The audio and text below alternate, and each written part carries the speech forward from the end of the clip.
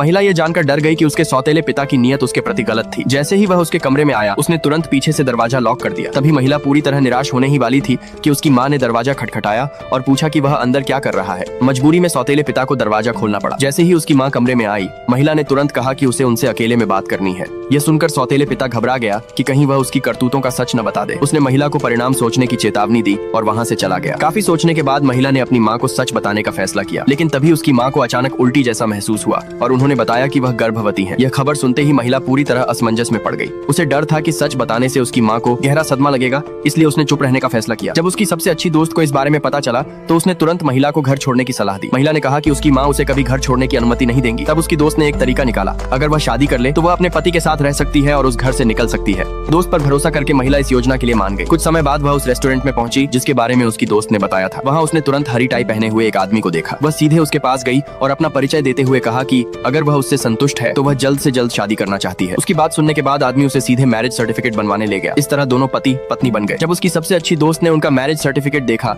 तो वह हैरान रह गई। उसने महिला से कहा कि वह आदमी उसका अंकल है। तब महिला को एहसास हुआ कि उसने गलत व्यक्ति को अपना ब्लाइंड डेट समझ लिया था। दोस्त ने कहा कि उसका अंकल स्वभाव से बहुत ठंडा इंसान है और उम्मीद की कि महिला इस बात को दिल पर नहीं लेगी। लेकिन महिला के लिए उस आदमी के साथ रहना अपने सौतेले पिता वाले घर लौटने से कहीं बेहतर था। उस रात आदमी उसे अपने घर ले गया। उसने जूते रखने वाली अलमारी से महिलाओं की एक जोड़ी चप्पल निकाली और खुद झुककर उसे पहनाने लगा। महिला को उम्मीद नहीं थी कि वह इतना ध्यान रखने वाला इंसान होगा और पहले से उसके लिए चप्पल तक तैयार रखेगा। वह अचानक शर्माने लगी और जल्दी से उठकर बोली कि वह नहाने जा रही है। नहाकर बाहर आने के बाद आदमी ने उसे गर्म पानी का एक गिलास दिया और कहा कि उसे ठंड नहीं लगनी चाहिए। जब आदमी ऊपर चला गया तो महिला को लगा कि वह उतना ठंडा नहीं है जैसा उसकी दोस्त ने बताया था। तभी उसकी माँ ने उसे वीडियो कॉल किया। कॉल जुड़ते ही उसकी माँ ने पूछा कि वह घर क्यों नहीं लौटी। महिला अपनी शादी के बारे में नहीं बता पाई, इसलिए उसने झूठ बोल दिया कि वह कुछ दिनों तक अपनी दोस्त के घर रुकेगी। लेकिन उसका सौतेला पिता उसकी बात पर विश्वास नहीं कर रहा था। उसने तुरंत कहा कि वह अगले दिन घर वापस आ जाए। तभी आदमी नीचे आया और उसका चेहरा फोन स्क्रीन पर दिखाई दे गया। उसे देखते ही सौतेले पिता ने पूछा कि उसके पीछे खड़ा आदमी कौन है। महिला घबरा गई। वह नहीं चाहती थी कि आदमी को उसके परिवार की सच्चाई पता चले, इसलिए उसने तुरंत कॉल काट दी।